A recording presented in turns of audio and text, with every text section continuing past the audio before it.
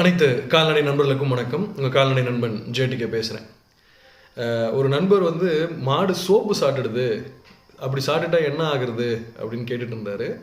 ஒரு வித்தியாசமான கேள்வி. ஆனால் நம்ம மாடுகளுக்கு நம்ம சரியாக தீவனம் கொடுக்காததால் அது எது கிடைச்சாலும் சாப்பிடுது. இப்போ டவுனில் பார்த்தீங்கன்னா பிளாஸ்டிக் சாப்பிடுது. நாங்கள் ஒரு மாடு ஆப்ரேஷன் பண்ணி எடுக்கும்போது அது வயிற்றுலேருந்து ஒரு பெரிய புடவை எடுத்தோம். புடவை சாப்பிடுது, போஸ்டர் சாப்பிடுது.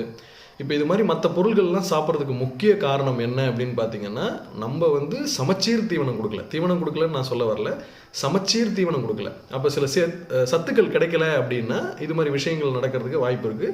இது ஆக்சிடெண்ட்டாகவும் நடந்திருக்கலாம். இப்போ இது சாப்பிட்டா அதனால் என்ன பாதிப்பு வரும் அப்படின்றத மட்டும் பார்க்கலாம். அவர் சோப்புன்னு சொன்னார். அது குளிக்கிற சோப்பா, துணி கழுவுற சோப்பா, இல்லை மற்ற சோப்பா அப்படின்னு சொல்லலை. இது இல்லாமல் இன்னொரு சோப்பு இருக்குது. அதாவது இந்த உண்ணி வராமல் இருக்கிறதுக்குன்னு போடுற சோப்பு. ஸோ அந்த உண்ணி வராமல் இருக்கிற சோப்பு சாப்பிட்டுடுதுன்னா கொஞ்சம், இப்போ எந்த சோப்பு சாப்பிட்டாலுமே சாப்பிடக்கூடாது. ஃபஸ்ட்டு சாப்பிட்டா பெரிய பாதிப்பு வராது. ஏன்னா மாடை பொறுத்த வரைக்கும் பெரிய வயிறு எப்படி இருக்குன்றதால அஜீரண கோளாறு வரும். அதுவே இந்த உண்ணி சோப்பாக இருந்ததுன்னா, சில மாடுகள் ரொம்ப வீக்காக இருந்ததுன்னா அதனால் பிரச்சனைகள் வர்றதுக்கும் வாய்ப்பு இருக்குது.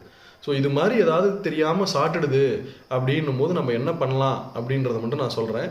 ஏன்னா அந்த சோப்பு நம்ம வெளியில் எடுக்கிறதுக்கு வாய்ப்பு கிடையாது. ஆனால் அந்த பாதிப்பு வராமல் இருக்கிறதுக்கு அது சில சமயங்களில் விஷமாக இருக்குது அப்படின்னா, நம்ம கறி இருக்குது இல்லையா, சமையல் அறையில் இருக்கிற கறி இருக்குது இல்லையா, அந்த கறியை எடுத்து அந்த கறியை நல்லா இடித்து அதில் 1 லிட்டர் தண்ணி கலந்து அதை வடிகட்டிடுங்க. வடிகட்டி ஒரு தண்ணி வரும். அந்த தண்ணியை மாட்டுக்கு உள்ளுக்கு நாக்கை பிடிச்சி போட்டு விட்ருங்க. ஸோ ஏதாவது விஷம் இருந்ததுன்னா அது முறியடிக்கிறதுக்கு வாய்ப்புகள் இருக்குது. ஆனால் இதுவே மருந்தான்னு கேட்டிங்கன்னா கிடையாது. இது ஒரு முதலுதவி தான். ஸோ இதை மட்டும் செய்யலாம். சோப்பு சாப்பிட்டதால எந்த ஒரு பாதிப்பும் வராது அப்படின்னே நம்புவோம். நல்லதே நடக்கும். மீண்டும் ஒரு நல்ல காணொலியில் சந்திக்கிறேன். நன்றி, வணக்கம்.